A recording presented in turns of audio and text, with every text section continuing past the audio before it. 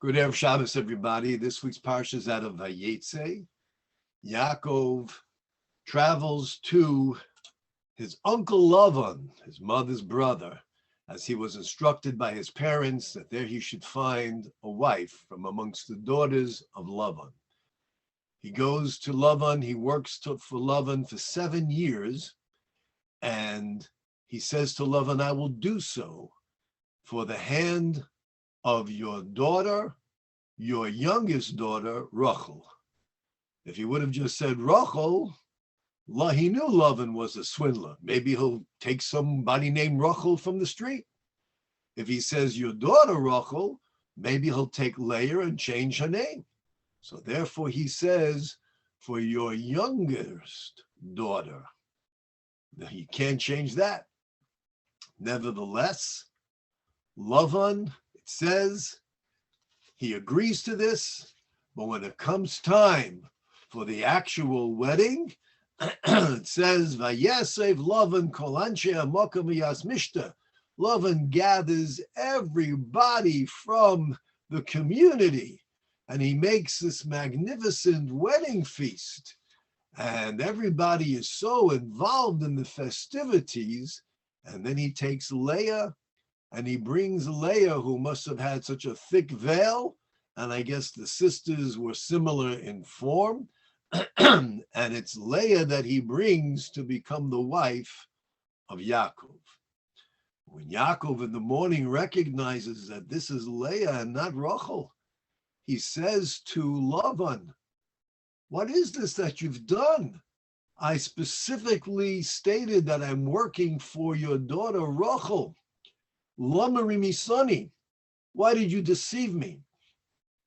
Lavan says, Lo yasa came bim kamenu. This is not the way it's done in our city. What kind of an answer is that? Lavan, you swindler, you liar, you deceived me. I specifically said this, you agreed. And now you changed the course? How do you do that? How can you justify that? Well, we don't do that here. Really? Why did you say something? Commentaries explain. It's interesting, his name Lavan. Lavan means white. Why did he use the name Lavan? To suggest that he is pure and pristine and he is transparent. This is what the great swindlers do. They come and present themselves as though they are the epitome and the spokesman for all that is moral and decent, for all of the virtues. And that's how they show themselves, purity. And in truth, it is just the opposite. That's why he called himself Lavan. And the commentaries explain that what he was saying to Yaakov, he said, Yaakov, from the bottom of my heart, I wanted to give Rachel. It was my intention to fulfill my word that I gave you. But it's not done in this community, and they wouldn't let me. They wouldn't let me. I wanted to take Rachel. They wouldn't let me. The reason I didn't say anything to you earlier is because I thought that there wouldn't be any protest. This is what I agreed to do. This is what I want. I'll give the younger one in marriage before the older one, and that's it. So there was no reason for me to say anything, Yaakov. Trust me. I'm honest. I'm pure. I'm absolutely truthful. They stopped me. This is Lavan. Whereas the Targum Yonasan ben Uziel says, why did Lavan all of a sudden become this gracious host and invite everyone? He says because Lavan first met with them, he invited them. Didn't send out any emails or a mail. He spoke to the people personally. And he said, you know, Yaakov has been here 7 years. Since he came, we've had perfect rain. The produce has never been as plentiful and as healthful. We have become so comfortable and wealthy. There's no question it's because of Yaakov. What can we do to detain him and keep him here? Lavan not only was lying to Yaakov when he said, they forced me, Lavan was the one behind it. This was Lavan. Lavan keeps Yaakov another 7 years. I'll give you my daughter Rachel to marry also. Stay another 7 years. Yaakov agrees. After the second period of 7 years, 14 in total, Yaakov says, it's time for me to go home. What can I do, Lavan says, to have you stay here? And Yaakov says, if you do the following, I will stay. What is that? He says, you take all your animals that you want, separate them, put them in a separate flock. And I will watch whatever you want, and I will tend and care for whatever you entrust unto me. But those animals that are born with streaks and spots and things that are never found on goats and sheep, they will belong to me. When Lavan hears this, he says, Hain, yes, I agree. Lo yehi chidvarecha. It should only be as you say. Now, what did Yaakov say? He says that any animal, Yaakov tells him, that is born, that I am retaining, which does not have the streaks and the spots and the discolorations, gonav huiti. You'll know that it is stolen by me. So we will see clearly. And Lavan says, I'm in total agreement. Commentaries ask, people who engage in negotiations and business deals, they know that you never show your hand. You never want to let your opponent or whoever see how anxious you are, because then they might increase the price or they might make demands. So you always, well, I'm not so interested, but all right, let me hear let me consider it. Lavan, who is the prototype swindler, deceiver, if anybody knew how to negotiate and to twist words, it was Lavan. And all of a sudden, Lavan says, okay, that's fine. He says, I agree. But then he says, Lu yehi kidvarecha, it should only be as you say. Why would Lavan, the great negotiator and swindler and the deceiver, reveal his true intentions to such a degree? Maybe Yaakov would change something. After an additional 6 years, God appears to Yaakov and says, it's time for you to return to your father's household. And Yaakov sees that Lavan and his sons look upon Yaakov, who has now amassed a fortune, because God was with him. And they are looking upon him with great envy. And they say, he's amassed a fortune at our father's expense. He's taken this from our father. And therefore he recognizes that indeed he has to leave, as God has told him. And he leaves without even informing Lavan. When he leaves, Rachel steals his idols. Rashi says she did this to perhaps distance her father from the idolatry. Lavan comes chasing after Yaakov.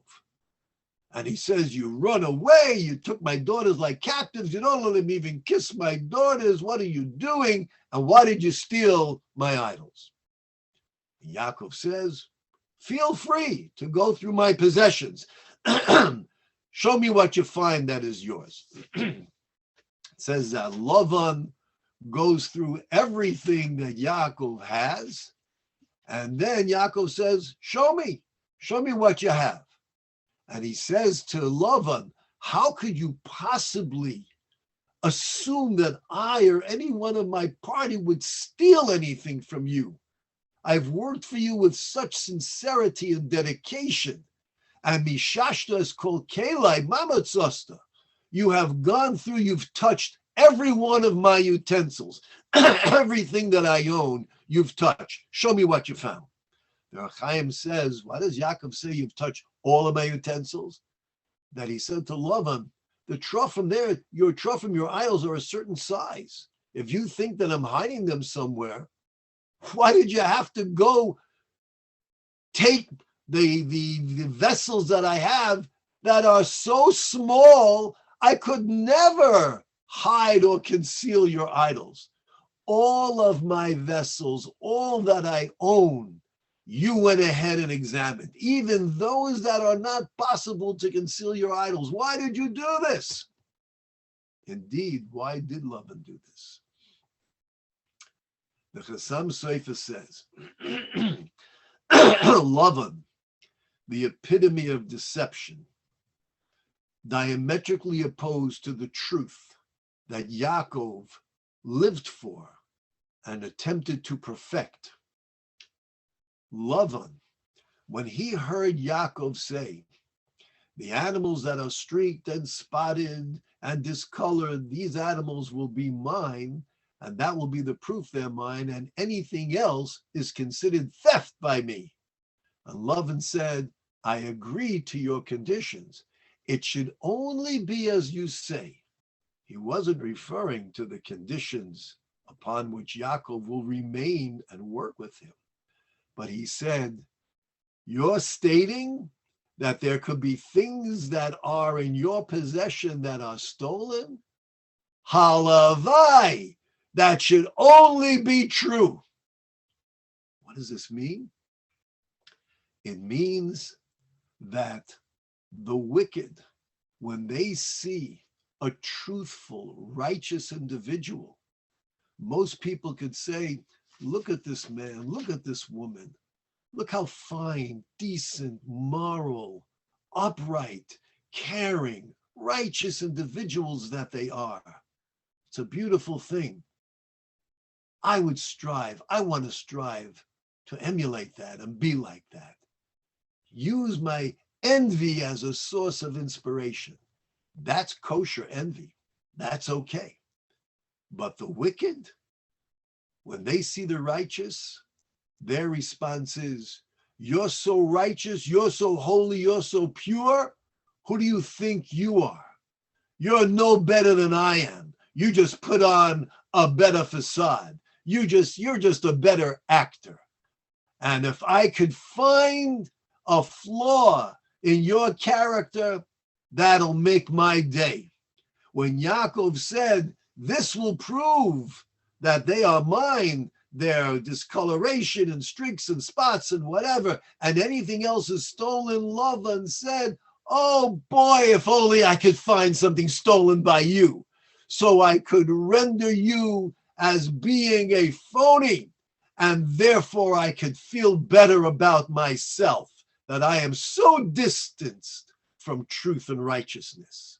And therefore, when Lavan was given permission by Yaakov, go ahead, search for your idols, go search amongst my possessions, see what you find. Lavan said, search amongst his possessions? I'm going to look through everything, even that which could never conceal my idols. I'm going to look because maybe I'll find a toothpick that I could say is stolen. The wicked live to find faults and flaws, anything to find a crack in the armor of the righteous.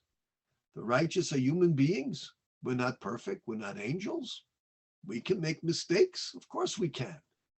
But for the wicked, they cannot tolerate the fact that here is another human being, flesh and blood, and yet they are not prisoners of their passions. They are not enchained by the distractions of the world, that they can absolutely live as a human being should and demonstrate a discipline in their behavior. Well, what does that say about me?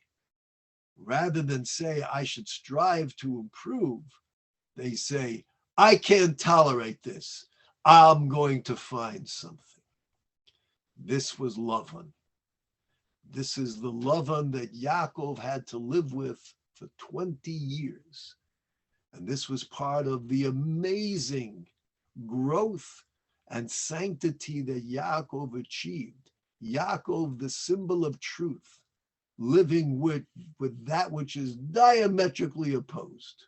The essence of all that is false. Throughout our history, there have been so many, and anti-Semitism today.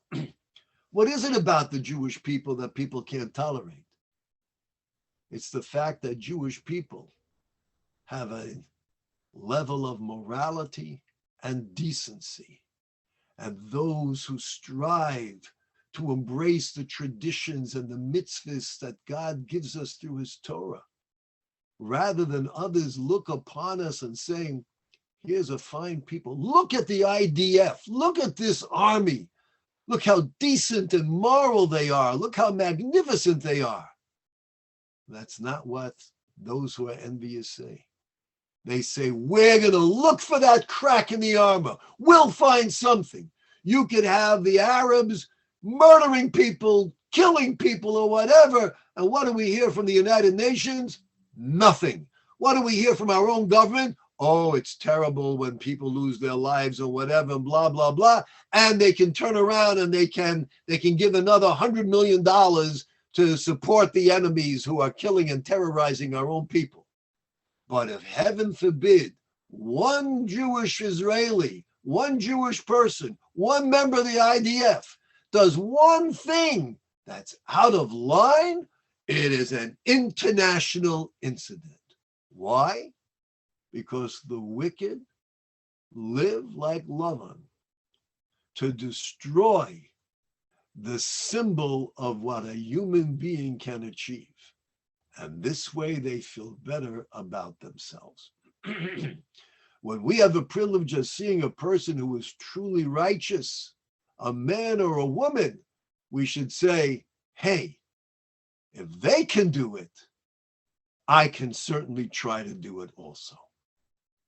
Stay safe, stay healthy, and stay Jewish.